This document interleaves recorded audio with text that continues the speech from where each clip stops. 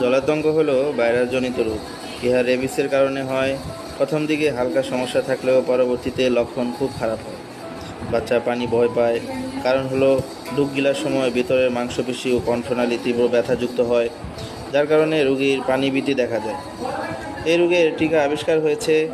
প্রাণী কামড় দেওয়ার সাথে সাথে দ্রুত সময়ে টিকা নিলে রোগ প্রতিরোধ সম্ভব, কিন্তু যদি দেরি হয়ে যায় তাহলে বাচ্চাকে বাঁচানো যায় না।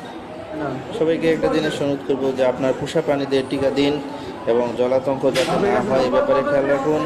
আশেপাশে যে কুকুরগুলো আছে তাদেরকেও নিয়মিত টিকা দেওয়ার ব্যবস্থা করুন।